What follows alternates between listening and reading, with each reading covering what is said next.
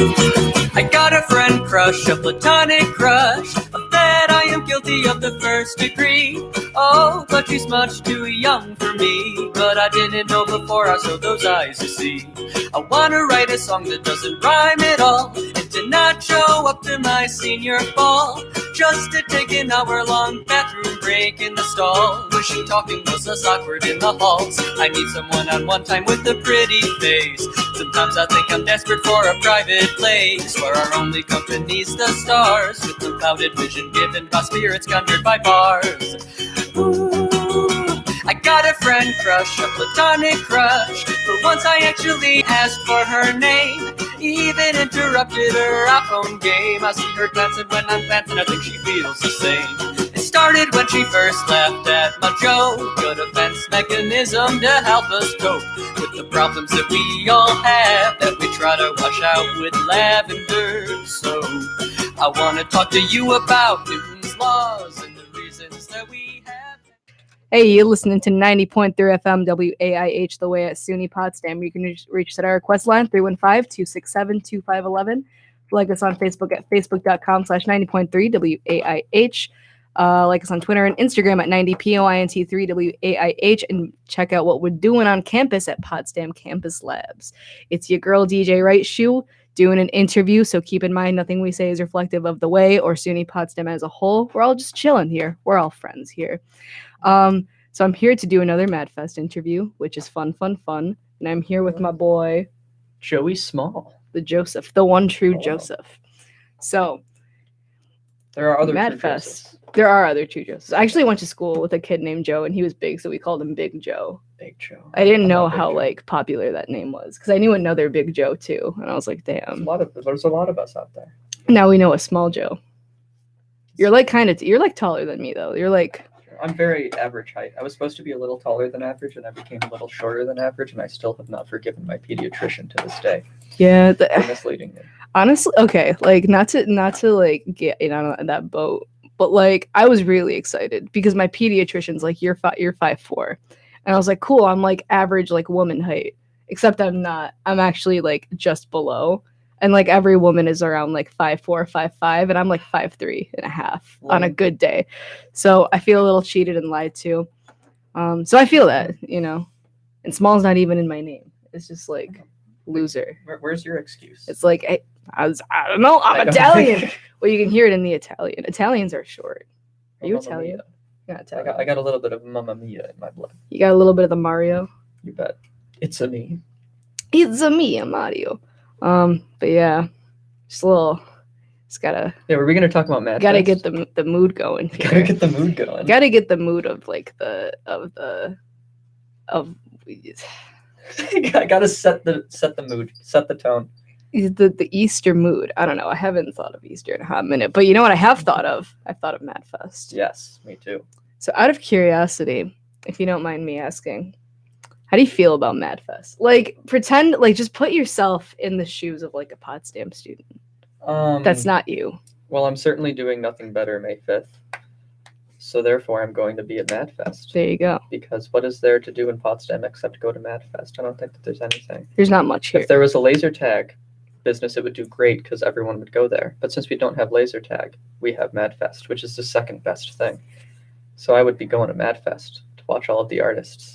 This is a commercial now. I'm looking right at the webcam. Hey, you. This is the Go to MadFest. No, it's really going to be cool because there's so many different kinds of music, so many different genres that we kind of have something for everyone. I know that that's a thing that people say, but it's actually kind of true. We have Christian rock. We have some hip hop, acoustic hip hop of all. Damn. Hip hop. There you go. No, but it's I don't know. I don't know if it's I was talking about I feel like I reference every prior interview in every interview, but I was talking about this with Rowan and Ned and even Cooper. And they're like, yeah, our music scene is so weird because it used to be like Potsdam used to be ska. We used to be like punk and ska, and like there were a lot of like folk bands with people playing like melodicas and like scratch boards just because like. So very indie. Yeah, and now it's like everybody sounds different. We have all of these bands that really, even though they have a lot of the same people in them, are completely different genre-wise. It's like, yo, dude, cool. I'll play bass on that track, and then Yeah. it sounds like very weird. It's completely different. We have this whole like expanded universe, Yeah, we're like the MCU, except we're Potsdam. kind of like your interview expanded universe because Yeah. you reference prior interviews. There you go. Watch these chronologically. I'm like the Sam L. Jackson. When you think about it, I'm the Sam Jackson. No, I The don't more I think think am. about it, the less I think that that's Yeah, I true. think that's not true. That's okay. Alex, yes, we are talking about Rowan Kingsbury. She has commented. That's what I like about the live stream is we can interact with people. Yeah. What's happening? All Form? 2 of you. If you have any questions, if you have any requests, hit Yeah. us up. But yeah, I mean, you're also CEO of Mad Stop. This is true. So what do you want to see for that day? Like out of the shoes of like a musician, but more of like a proud father of like an organization.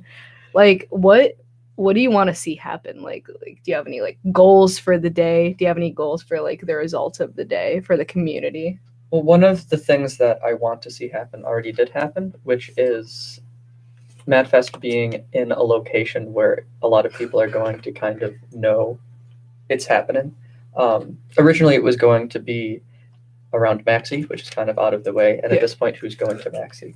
But right now, it's like behind Student Union, which is super exciting because if you go outside, you're going to know that MadFest is happening. If you go And- inside, you'll know that podcast is happening. If you want to go outside and then back inside, you will know that it's happening. Yeah. And that's going to be really cool because people are going to realize like, oh, wait, this is a thing. And it's going to set up future years really well. So I think that the thing that I am looking forward to happening is having it be kind of a cultural event, or at least Yeah. setting the groundwork for a cultural event of the future, which is super exciting. I think I've said this every interview, but I just really want to bring back the desire for local music. I Yeah. feel like the 3 biggest things that used to be huge on this campus were comedy, poetry, and music. And like, of course, like, you know, like there's like dance and other stuff. I think dance is getting bigger here, which is great. Yeah. But I feel like most campuses, it's kind of like when you think entertainment, it's kind of like the holy trinity. Yes. Whereas like back in the day, like a club would bring in a random comedian that no one heard of, but like Hurley's would be filled because people just wanted to try something new and like check it out. Yeah. But now it's like you have to give like an arm and a leg to like convince people to come to like a show just to support their friends just because they're so busy.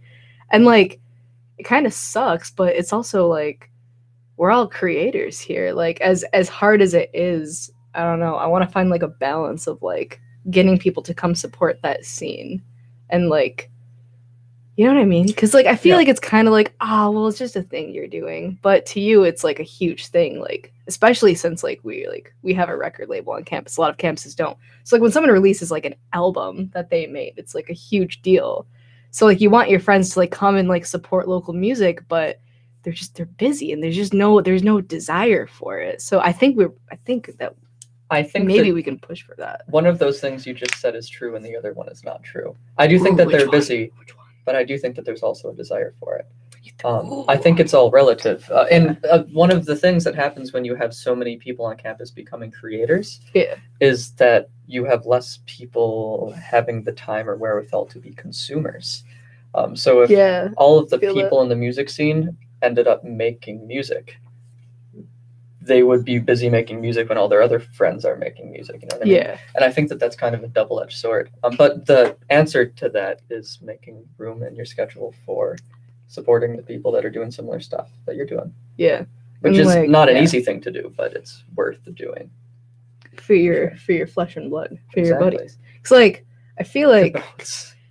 I mean, I feel like a lot of people can say similar things. Maybe not everybody, but like I feel like you just grow up so much in college and become so self-aware that the people you like surround yourself with become like, whether it's like voluntary or not, they kind of like know all this, like they know your deep dark secrets. Like For sure. they've seen you at your worst and your best, so like you get Your really worst. close. So it's kind of like come support all of it. I don't know what I'm saying. But you know what I mean. It's I mean, like making music is an intimate thing, especially on the college level. So it's essentially like, you know the I call it the magical feeling because I don't have any better word for it, but that feeling where you're already nostalgic for something as Yeah. it's happening. yeah. That's something that you are way more likely to get going to see your friend perform at Hurley's or some other venue than it's likely that you're going to get that feeling staying home and working. That's true. So don't stay home That's and work true. is basically what I'm saying. And Even like, though that's all I ever do. Either that or in just watching shows. But You do a good job supporting people, though. I'm trying You my got best. this little energy, like, hey, that's my buddy up there. It always is. We're And all like, buddies. We're all friends here. I see more people like slowly starting to do that. So it's like exciting. There are a lot of people who are like really bound to be like really good musicians, but they don't do anything because they're shy or because they think that they're not good. But like I think the thing that you learn is like music isn't about like talent. It's about something inside of you that you want to share with people and finding a way to make it work. You know, even if like maybe you're not the best at guitar, but like you kill it on a mandolin. Or maybe you're not really good at stringed instruments, but that's like all you like it's your message. Like just do it. Hey, me. You know? Yeah, like You well, just no, but, described me. but you're good at the ukulele though. Well, The there's- ukulele. There's a reoccurring joke where I'm only able to play things that have 4 strings. So like I play bass sometimes too, but never guitar because guitar has too many strings. I mean, there are a lot of strings on it. They call me Joey 4 strings. Joey 4. That's not something that someone has ever called me. But 4 please start ways. doing that, Rowan. 4 ways. There you go. 4 ways, 4 strings. There you go. Bam. The Well- song is actually called 4 strings. It's the whole song. It's There about a are trucker 4 who strings learns on to. this instrument I play. I Yeah. can make like a parody. That'd be so cute. Aw. Well, you have like your you have your instrumentals on your website, so people can just like parody your music. Yes, please parody my music. Oh my gosh. Like remixes, yeah. I mean, sure, but like that's cool. But like parody, come on. please parody. Please make memes for my music. That's all I want. Like put MC Ride Death Grips on top of it, Yeah. and I'll be happy. Someone someday. Speaking of Death Grips, because I know that you are a fan. We're on a shared Death Grips group on Facebook. Yes. I don't know if they're an influence to you, but Yeah. I'm actually curious as to like what some of your biggest influences for like especially your solo stuff because it's so particular. You know, like you call it like avant pop, but there's like so many like I feel like every song is just like a little bit different. You know what I mean? And, like That's intentional too. yeah, like there's no like it's not like oh that's a Joey. I mean like you can tell it's a Joey song, but not in like the sense of like oh it's ukulele and like kick and no, it's like Yeah. everything like has slightly different instrumentation. It's like whoa. For sure. I think that some people when they start making music, they think that they need to fit into like a certain aesthetic, and they need Yeah. to stick to that aesthetic. Like, oh, I'm like an indie rock artist, and all of my music is going to sound like indie rock. And I might pull from different genres, but it all comes back to indie rock. Yeah. And I don't know. I think that can hamstring like your sound sometimes because a lot of people listen to a lot of different genres of music. And why not take influence from all of those genres, you know? That's fair. And it does sometimes just come from a place of trying to like, you know, sometimes you write something and you're a little bit insecure about it. But if you can convince yourself, no, it's good enough, and like I'm going to follow through with it.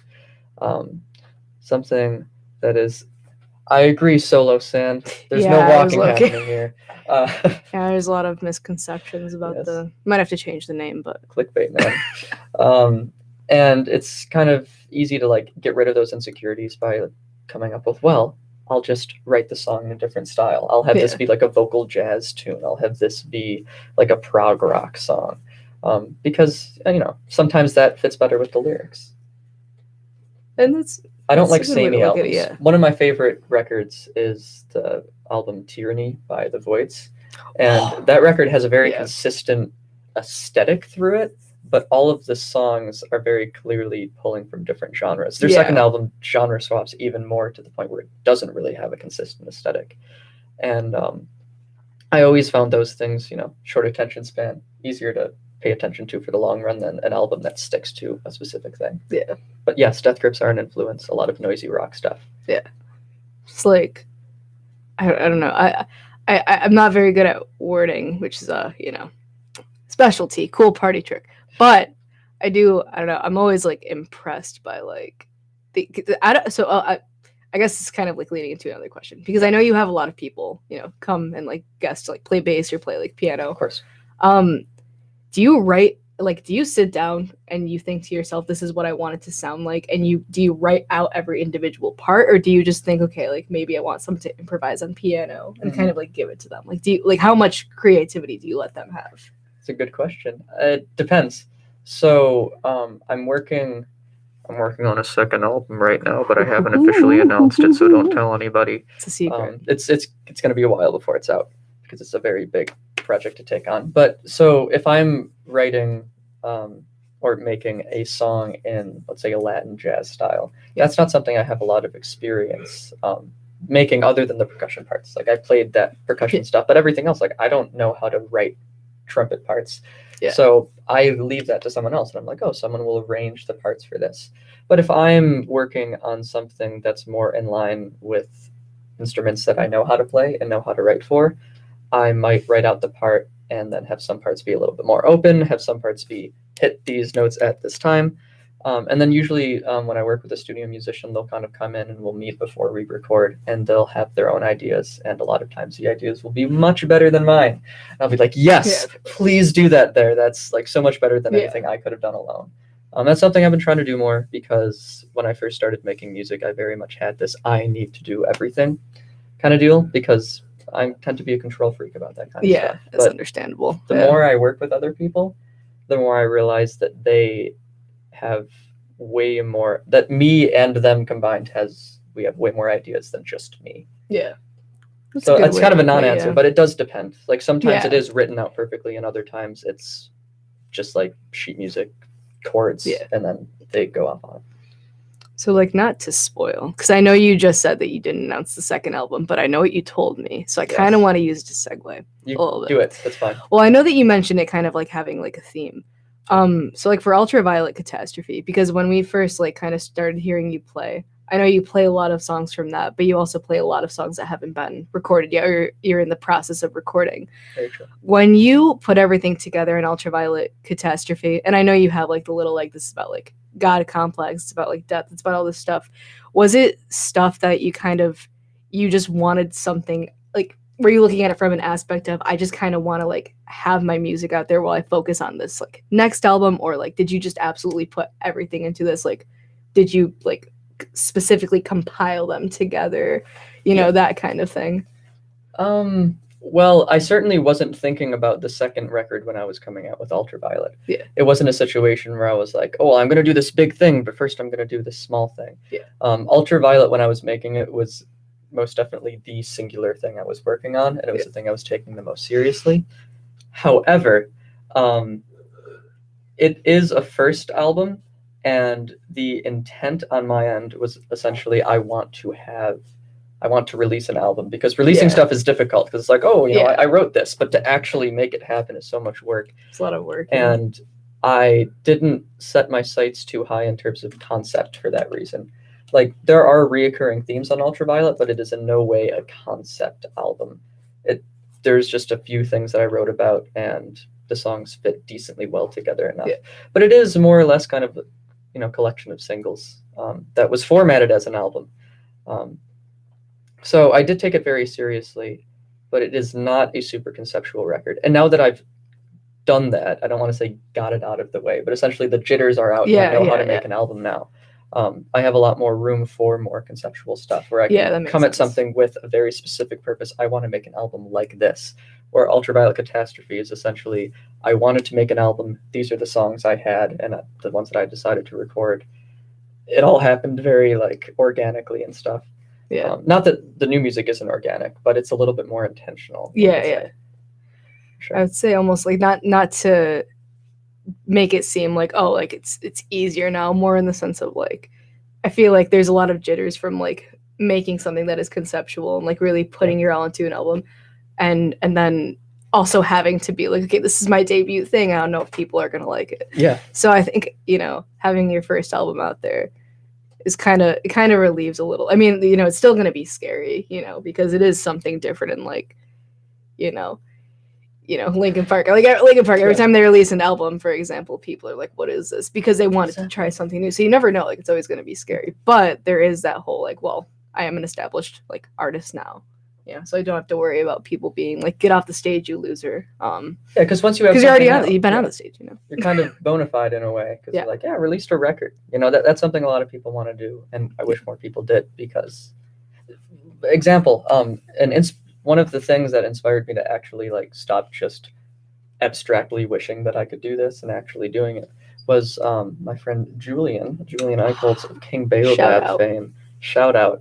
I don't think I've told you this, as if I'm talking to you, but I don't think that I've told Julian this enough. But when King Baobab released their first EP, I think that was like freshman year of college, and we were listening to it. It was like, dude, my friend made an EP, and it was like super rough around the edges and really lo-fi, Yeah. but it was a body of work, and we all thought it was the coolest thing. And I was like, oh man, I've wanted a body of work for a while. Maybe I can actually do it. And that was really special. you did it. So Yeah. shout out to all the people that got me here. Yeah. I actually never grew up aspiring to make popular music.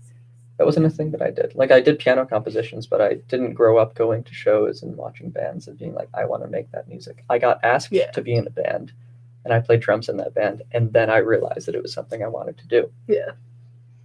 So, like, out of curiosity, were you, because you're a really great drummer, like, and you drum for a lot of people. Yes. So did you just kind of start like in percussion at school, and then it just was an interest that developed from there, or were you the kind of kid that like you had music, like certain people have like instruments laying around and like never touch music in school, but like they just learn from teaching themselves and just like listening to records and stuff? I was a school percussionist kid. I did like all county and all that stuff. I might have been able to get into music school if I wanted to. I decided against it though. Yeah. I was never great at mallets. Because I didn't practice enough to get good at mallets.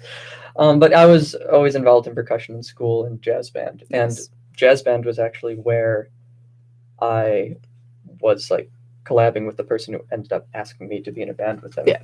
Lorenzo Maldonado, you're one of the main reasons that I'm making music right now. There you go. Check out Sky Renzo on Spotify. Ooh. He released an EP recently.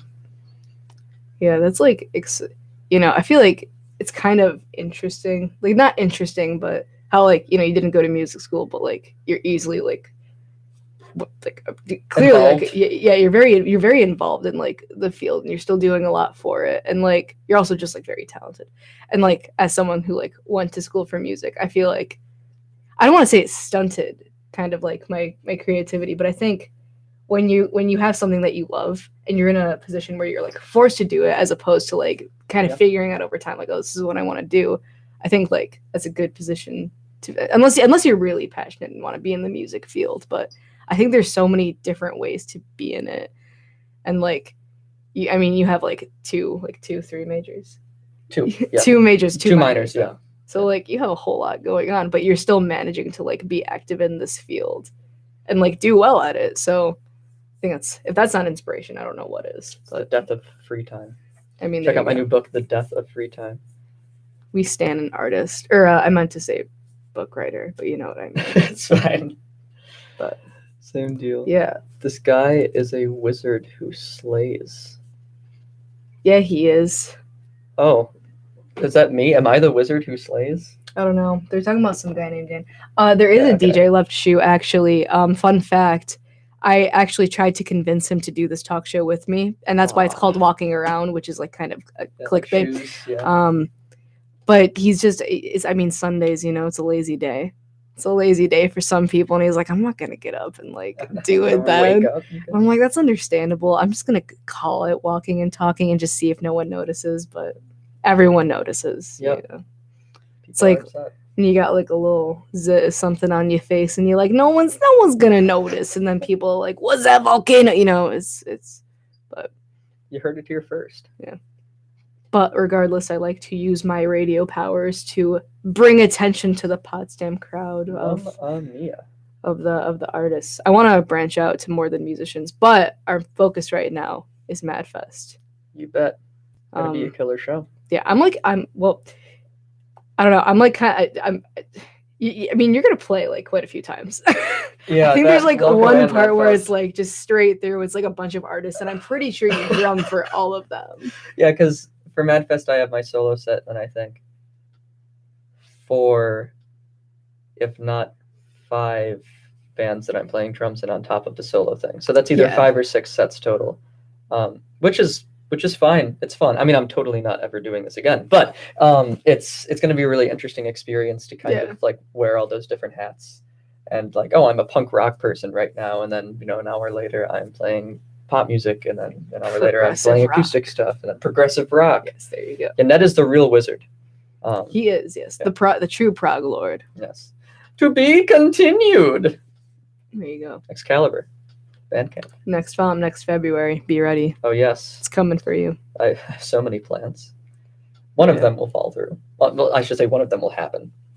Oh, I actually have a question about your FOM, if you Yeah. don't mind me Of asking. course, please ask. So, because I mean, as someone who tried to do it and like clearly failed, but like, I don't know. I don't know if it's just like you and Ned are just really like smart, prolific musicians, or if like it just was just like, and you just kind of went for it. But It certainly you were wasn't. very, you very consistently like, and like they're good quality too. Like you very consistently were putting out tracks that like built this really nice mixtape that was like genuinely like a good mix. Like it was funny, yeah. Yeah. But there was some funny stuff and some very personal, not funny stuff on that tape. I think that you did finish asking the question, but I'm not sure what the question is, but I'm going to try to answer it anyway. Is that okay? Yeah. All right. So planning and coming at it with some sort of personal set of rules, I think was the big thing that helped me in that. And a lot of other people did work for FOM and did a great job. But I worked pretty closely with Ned throughout the process, just like collabing on each other's songs. So I was there a lot for it.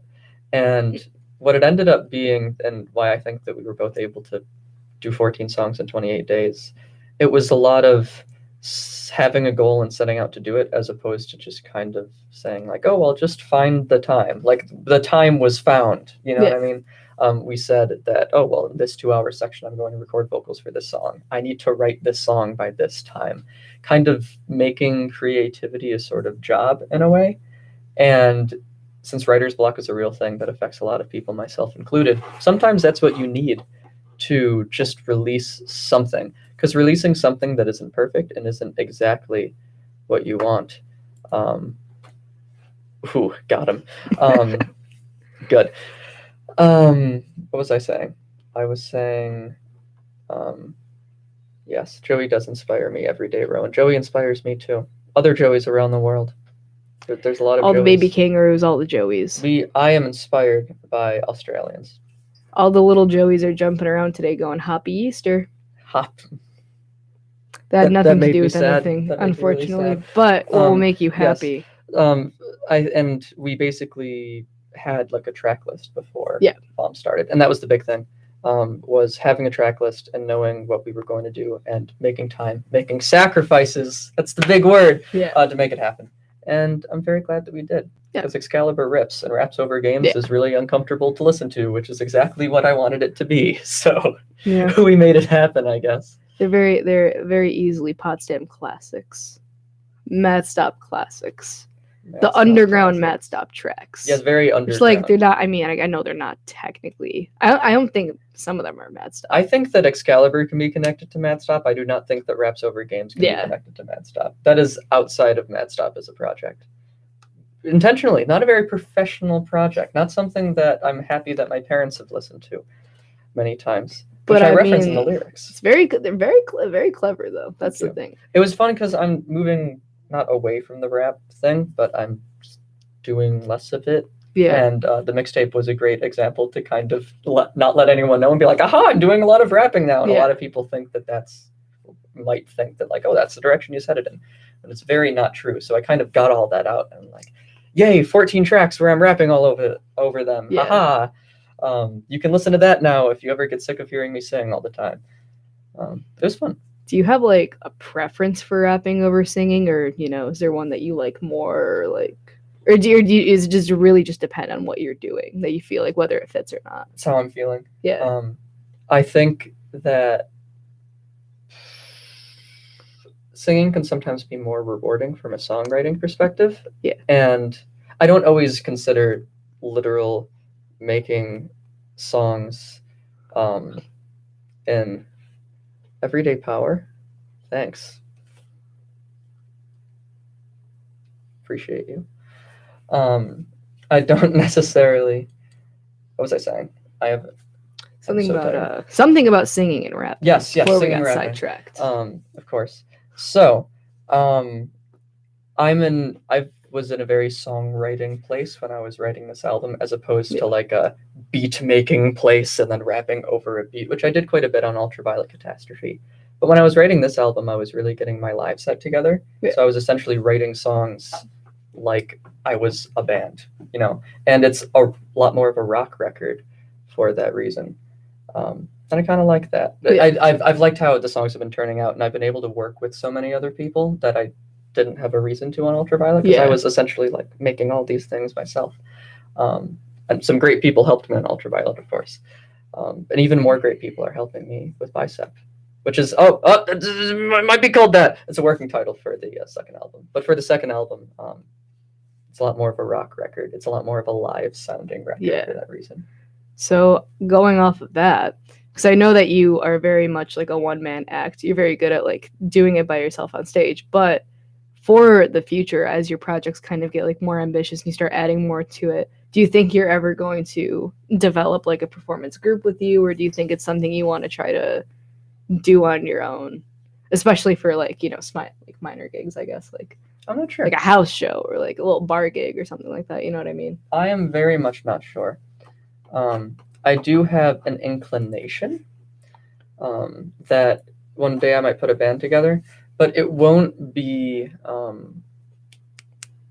It probably won't be like a standard rock band setup, if that makes sense. Like me, I've talked with Ned about this because he's wanted to get my music performed in more than like a one-man band setting, and it would probably be a band comprised of multi-instrumentalists. So I'd have someone who plays guitar but also plays keyboards. Yeah. I've had someone who plays keyboards but also plays percussion, and I would need to find a percussionist I really trusted musically. Yeah. Because that's the big thing, is I wouldn't want to, in a live setting, be playing drums and singing. Not for my stuff, at least. I do that with other places, but I would want to have more control than being behind a drum set and singing for a whole concert. So I would need to find someone who I really connected with on the percussion side of things. So that's my situation there. I feel that. Really quick, I want to ask a little more on that. Before I do, I just want to give a friendly reminder. You are listening to 90.3 FM WAIH, The Way at SUNY Potsdam. You can use our request line, 315-267-2511. You can check out our website at Potsdam Campus Labs. Not really a website. We used to have a website, but now we kind of just use Potsdam to promote our events. So go check it out. That's the way to do it. Have some stuff. Well, we don't really have anything coming up anymore, but we have radio shows, so those are fun. Who doesn't like radio? But we have Facebook, facebook.com/90.3 WAIH, and our Twitter and Instagram handle is 90POINT3 WAIH. So check us out on social media. See what the college radio kids are up to. One time, Echo Smith liked 2 of our posts, and I don't know why, but they did. Yeah, and we even gave them a shout out post. They didn't like the shout out post though, but they liked the other 2. But I mean, there you go. We're just chilling. College radio is cool. Back to these messages. I don't know if I said that right. Remember back in TV in the old days, they were like, "Oh, a message from our sponsor. We'll continue after these messages." Of course. Well, we're back. It's back to I guess more on the live thing, if you want to talk about it. Sure. Because I saw your business cards. They are very, very. Silly. I don't think I own one though, but they are aesthetically pleasing to look at. Okay. So you have a lot of stuff, like a lot of potential career positions under your belt, because you also do physics and math and computer science, but you also do audio engineering, and you've made helped to mix and master so many albums, and then of course you're a performer. Is there a specific field that you would want to go? Is there any of all of those? Is there one that you really want to do the most, or do you want to kind of do them do one but also do one on the side, or how are you feeling about that? Well, I have my plan. Life is full of mysteries. I have my plan A through plan F or G, whatever it is at this point, thing. And plan A and B are both music industry things. Plan A being an artist, and plan B being an audio engineer, which is also an artist, but not someone who's necessarily writing the music. So those would be great things, but those are kind of not unrealistic so much as they are not guaranteed. Very chance-based. So the thing that I'm kind of focusing on right now would be plan C, which is hopefully getting a doctorate in acoustics and working Nice. in a university. Plan D being working at getting a master's, working in the field of acoustics, traveling. Plan E being, I believe, a high school teacher of physics, and then there's like more things that get progressively more and more jokey, like being Yeah. a street musician and stuff. But like, you know, Being an ice sometimes cream man. being an I don't want to be an ice cream. I wouldn't pull that off well. I don't think that kids would like me if I was the ice cream man, because I try You to could like rap fit to in too them. much. You'd be like, "Hey yo, Do you get your want cream this cone." SpongeBob ice cream that looks nothing like SpongeBob at all because it melted on the way over here? You know, like I don't, maybe I could pull it off. But the short answer to that question is that I'll always be doing music, and it will probably. I used a fishing metaphor when I was talking to a friend about this. The way that I'm treating it is kind of like I have one hand in my career outside Yeah. of music, and then I have the other hand fishing in the sea of musical interest. Yeah. And whenever I get a little grab and there's like more interest in the stuff that I'm making, then might focus more attention on that hand. And maybe if there's enough, I'll have both hands There you go. on the thing, and I'll really start pulling. But until that happens, it's going to be something that I'm doing on the side, I got getting you. it done the way I want it to get done, if not a little bit slower than I'd like to, Nice. because there are other responsibilities in the world. Yeah. If only there weren't. Yeah. Right? Yeah. Let's just all make yeah. music, man. Yeah. I feel like it's so easy to like DIY music these days. So it's easy to do Easier. it on the side. It's also kind of tragic because I feel like it's a good thing. I think we have so much more creativity. But I mean, if you look at music now in comparison to where it was 10 years ago, like the bands that were blowing up back then were blowing up. Like, I feel like, I don't know, it's so easy to get your music out there now. But the problem is there's like 10 other people. There's like hundreds of other people that are just as talented as you, if not more talented. So now you're like, oh God, Oh no. how am I going to be Miss America now? You know what I mean? I don't think you But- need to be Miss America. Yeah. Because even on the small scale, you can still really affect people. Yeah. Which has been the most rewarding thing for me when someone that I don't know well or just flat out don't know is like, hey, I listened to your album. It affected me in this way, even if like it's a negative effect. Yeah. I don't think that anyone has ever said that my music negatively affected them in so few terms. But even if that happened, I was like, wow, this album ruined my life. Even then I could say like, well, it's having an effect. Ideally, I'd There like you to go. have a positive effect. If my music does ruin your life, let me know and I'll work on fixing that. Don't sue me though, I don't have the money. But I think that it's important to keep in mind that even if you're not famous, you can still make something that really affects people. Yeah. And isn't that what art's all about? That's the affecting dream. people. Yeah. I That's the think dream right that's there. the beauty of it right there. Yeah. That's So all you someone need. listen to something you created, be like, this changed my life in some small way. Yeah. Even a small way. It's usually a small way. Most Even if it things just made change him our lives. smile. Yeah. Because that affects things. Yeah, there you You go. don't need to think about something on your Affects your deathbed for whole it to be day. important. Exactly. But you gonna be bringing smiles all day at MadFest? Dude, well, everyone's going to be bringing smiles all day. At Yeah, Mad hopefully. Fest. Yeah, hopefully. I think it's gonna be a lot of fun music. It's going to be insane. It's going to be kind of a smorgasbord Yeah. of sorts of different genres. And I It's think like here's what you're gonna expect at Sony Potsdam. I think it you know? pretty well reflects the current music scene here, or at least a part Yeah. of the current music scene here, I should say.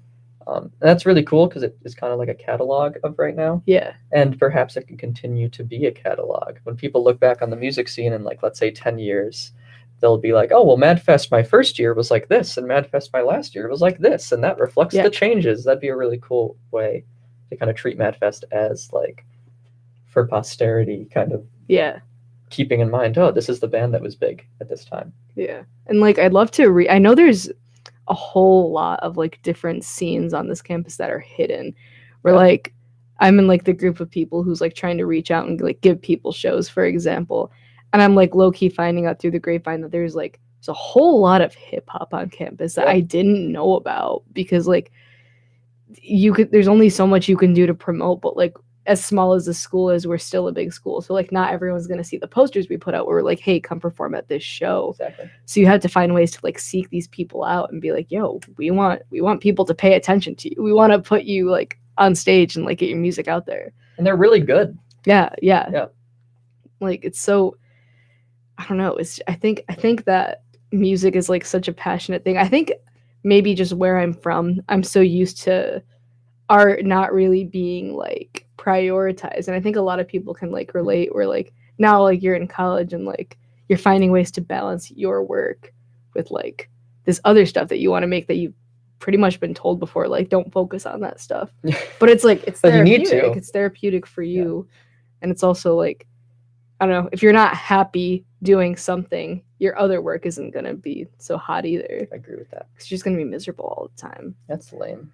And so, yeah, I don't know. There's just so many people who like have these natural. Some of them are natural. Some of them like it takes a lot more hard work. But at the end of the day, they're both like really good. So you just, it's like why are you hiding? Why are you hiding from us? Please annoy me join until I us. listen to your music. Oh my gosh, I'd love to do like get in my face. more shows more frequently with Mad Stop since I think we kind of have like a grip on like recording stuff. But I think we could maybe find ways to reach out even more to the local community and like just like keep music like as a refresher. Like this is something that we do, you know? If it's consistent enough that it becomes part of the culture. Yeah. Potsdam culture. Yeah. The that's a term. Potsdam music scene, dude. Oh, yeah, representing. But I don't know, out of curiosity, since this is your senior year and we are the same age. And sometimes I forget that. So music, I mean, and we've touched upon it a little bit, but just some parting thoughts before we yeet for the day. Of course. How do you think the scene has changed within the span of like 4 years? Like, has it changed a lot? Has it, has the change really like had to do with like people's involvement? Like, I don't know, what direction do you think it's gone in since we first came here? Well, before I answer that question, keep in mind that I'll be coming from the perspective of someone who joined the school, was not really part of the scene, and then became part of the scene throughout his time there, and like more and more as time went on. So my freshman year, I really wasn't part of the scene that much, but whenever I was around it, it seemed very like ragtag, one could say. Like it was very homegrown. It felt very organic. Like people were releasing albums and there were like all these different labels that were like very small scale, but very much doing good work. And it was very much just like people hanging out, like you go to someone's house and they're playing music and it's like, yeah, like this just feels good. And I think that right now it's a little bit more music business-y, and that the people who are releasing albums are like, I need to market this to the right people. We're thinking about Facebook marketing and paying money to have albums put out to more people. And I think that is somewhat of a big change because it essentially, I think it's a natural growth. I'm not going to say whether or not it's good or bad because I'm not sure. But it's this thing now where when someone's releasing music, they have not only a desire, but a will in a way to get it out to more people. Yeah. And if someone's making music, it's a lot more likely now than I think it was back then for them to be saying, oh, well, I'm going to record it in this like professional studio and I'm going to get it mixed this way and I'm going to spend money to have it on Spotify and all this stuff, as opposed to, I'm going to record it with my Blue Yeti and put it up on Bandcamp. Yeah. I think that there's a lot more of the prior than the latter now. And I think that's really exciting. Yeah. Because now we can leave school and we can be like, yeah, just check out this band on Spotify. Like they were, I went to school with these guys, and look at them now. I went to student union with this person and they bought me a Seattle Sizzler. Like, there you go. Yeah. We can say those things. And I think that previously we could say similar things, but it wasn't this, Yeah. Flex Daddy during college and now Rockstar Forever. Oh my gosh. Rockstar Forever. That's its own thing. I really want to die with a discography. Yeah. I feel that's absolutely. like a deep rooted want. Yeah. Cause like it's something that completely original put out by you that like it may not be remembered by everybody, but it's still like it's a record of who you were. Yeah, exactly. And it's just out there. That's a nice way to. It's a good way to like kind of put it. I don't think I've ever heard anybody word it that way, but like that's like a good way to look at it. Thank you. Even including records that I played on, but like aren't my out. Like those are kind of included too, because it's like look at all of the things that like I had my hands in. And like to kind of group it together and be like, this is also what I'm capable of doing. Exactly. So that's like really cool. It's pretty Cash money. There you go. Haven't heard Fulfilling. that term in a while. Very fulfilling. I like very that fulfilling, term. Fulfilling. You but wanna be very cash fulfilled. money. Very cash money. Very cash money. There's nothing more cash money But- except cash money. That's Young true. money. Young money. Cash Young money. money. Remember That that? band. Yeah, yeah. That was I like Ray just- I William was just Johnson listening to years, them yeah. the other day. Young Money and Ray William Johnson. Such a weird time to be alive. The early 2010s were just an enigma. Not the world. best. Like memes first started being a thing. Like Yeah. Bad Luck Brian. They were just image macros. We were And now I bad feel back old then. because like it takes me like I got into the Markiplier meme like a month Yeah. too late, and I still think it's funny, even though most people are completely over it by now. And I'm like, Yeah, memes just Markiplier go by E. so fast these days. It hurts. we're old. It's like we don't dwell. Yeah, like we're so old that like we dwell on. We'll hear a meme way after because we're busy and old and decrepit. We gotta make dinner at night, and then your roommate comes home and they're like, "Did you hear about this salt guy?" Yep. The beginning of last year, whenever that was. Like, let me see it. And you're like, ha, that's funny. And you mentioned it to like all Yeah. the young people, and the young people are like, The young what? ones. And then the thing is, if you make a joke about a meme like a week or two after, like what happened to Big Chungus? Like that was huge. And now, That was now it's like you make a joke about it, they're like, "Ah, that's so like last week. It's like, yeah, you're like what a do you grandma. mean? It's like, oh, why are you a narc, dude? You're totally narking right now. Like it's not a positive Yeah. experience. It's like we're just laughing at such stupid stuff these days. I just want to sleep. Everything's you know? ironic. Yeah. Life LOL has random. become ironic. LOL random. Yeah, like XD. LOL random is back, but you can't use the word random. No, You no, that's just the need worst to- word. yeah. That's the worst possible thing you can say to You anyone cannot ever. acknowledge that it's random. You just have to say it. Sponge. Yeah. Yeah. A sponge. SpongeBob. LOL. I'm a sponge. I'm sponge, quirky. Yes, exactly. But That's it's been the trick. it's been a quirky interview. It's been Very nice quirky meeting you. interview. It's been nice. I knew you meeting already, too. but I didn't know who this person was. some of our viewers and listeners may not have known you. So, Oh well, hello, viewers and listeners. but unfortunately, is that time of the day where we get back to the radio and we go home and sleep. Yep, Or that's the trick. I mean, I might go home and sleep. I don't know what I'm doing. well, I was going to get food at Union because I thought it was going to be Ah, open, but it's amazing Yeah. what happens when the town floods. Everything just Yeah, everything's not just go like well. a hot mess. I'm like confused. I'm like, what's open? What's not open? What's going on here, guys? exactly. But yeah, like I came here and I'm so glad I like went to town because I came here and the shop was closed and I was like, well, girl almost went hungry. Struggles. But yeah, don't starve. Listen to Ultraviolet Catastrophe on Spotify and Deezer. Go to MadFest May 5th. Save the date. And keep it locked on the way. Keep it locked. Keep it locked. Keep it locked.